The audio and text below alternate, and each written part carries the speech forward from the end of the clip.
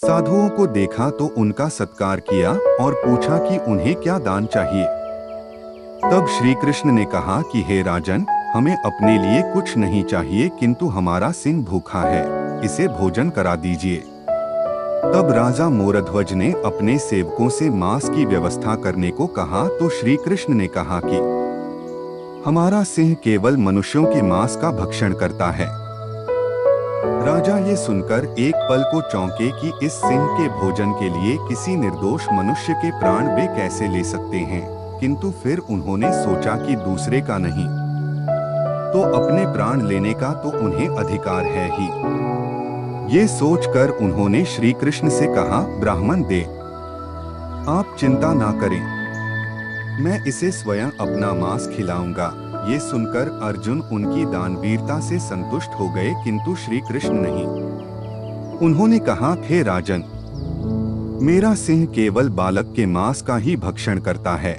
ये सुनकर राजा और चिंतित हो गए।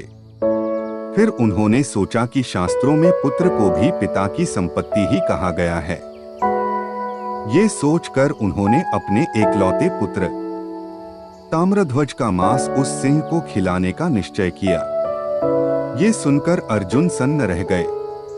मोरध्वज ने कहा, हे ब्राह्मण दे, वो निश्चय ही मेरा पुत्र है, किंतु उस पर केवल मेरा अधिकार नहीं है, इसीलिए मुझे एक बार उसकी माता से भी पूछ लेने दीजिए। मोरध्वज की पत्नी रानी पद्मावती परम पतिव्रता थी।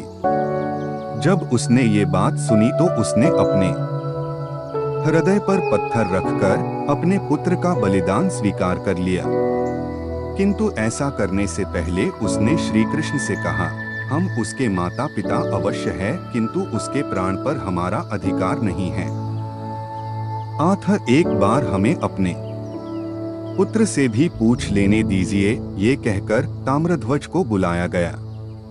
जब उस 6 वर्ष के बालक ने अपने माता पिता की दुविधा सुनी तो हंसते हंसते अपना बलिदान देने को तैयार हो गया। ये देखकर अर्जुन अपने मन में धन्य धन्य कर उठे। उसने सोचा कि अब तो परीक्षा समाप्त हुई, पर श्री कृष्ण ने आगे भी शर्त रखी।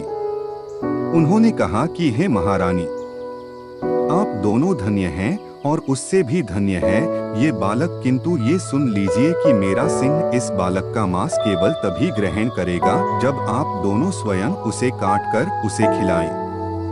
और ध्यान रहे कि ऐसा करते हुए दोनों की आंखों में कोई आंसू ना आए। अब तो अर्जुन के लिए ये अति थी, किंतु राजा मोरध्वज और रानी पद्मावती इसके लिए भी तैयार हो गए। तभी ताम्रध्वज ने अपनी माता पिता का आशीर्वाद लिया और उन्हें रुई देते हुए कहा कि वे उसे अपने कानों में ठूंस ले ताकि उसकी चीखें उनके कानों तक ना पहुंच पाए। इसके बाद ताम्रध्वज प्रणतापूर्वक नीचे बैठ गया और राजा और रानी ने अपने हाथ में आरी ले ली। उस दृश्य का वर्णन करना कठिन है, किंतु इतिहास साक्षी है कि एक माता पिता ने स्वयं अपने हाथों से अपने 6 वर्ष के बालक को बीच से काट डाला और धर्म की रक्षा के लिए उनकी आंखों से एक बूंद आंसू भी नहीं गिरा। उनसे भी धन्य वो बालक था जिनसे उस असहनीय पीड़ा के बाद भी पीड़ा से एक शब्द भी अपने मुख से नहीं निकाले। इसके बाद उन्होंने अपने पुत्र के दोनों कटे भाग उस सिंह को खाने के लिए दिया। मायारूपी उस सिंह ने ताम्रध्वज के दाहिने भाग को दो खा लिया और बाएं भाग को छोड़ दिया।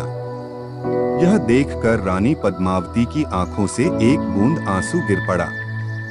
तब श्री कृष्ण ने उनसे पूछा कि अपने पुत्र को काटते समय वो नहीं रोई तो अब क्यों रो रही है।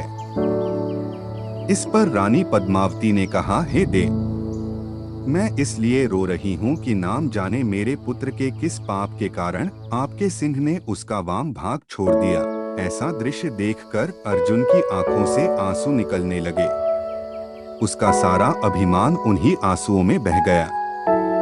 देवताओं ने आकाश से मोरध्वज और पद्मावती पर पुष्पों की वर्षा की। तब श्री कृष्ण ने रानी पद्मावती से कहा कि वे एक बार जोर से अपने पुत्र को पुकारें। रानी को कुछ समझ नहीं आया। उसका पुत्र तो मृत्यु को डोट प्राप्त हो चुका था। फिर भी श्री कृष्ण की इच्छा अनुसार उन्होंने ताम्रध्वज को पुकारा। श्री कृष्ण की माया से उसी समय ताम्रध्वज जीवित हो गया और दौड़कर अपनी मां का आंचल पकड़ लिया। राजा और रानी के हर्ष का ठिकाना ना रहा। उन्होंने श्री कृष्ण से उनका परिचय पूछा। तब श्री कृष्ण ने अपने चतुर्भुज रूप में उन्हें दर्शन दिए। तत्पश्चात श्री कृष्ण की आज्ञा पर राजा ने अश्वमेघ यज्ञ का घोड़ा लौटा दिया और श्री कृष्ण अर्जुन के साथ हस्तिनापुर लौट गए। चूंकि राजा मोरध्वज और रानी पद्मावती ने ताम्रध्वज का अंग आरे से चीरा था, उस दिन से रतनपुर की राजधानी का नाम आरंग पड़ गया। वर्तमान में ये आरंग नगरी छत्तीसगढ़ के रायपुर जिले में स्थित है। इसे मंदिरों का नगर भी कहा जाता है।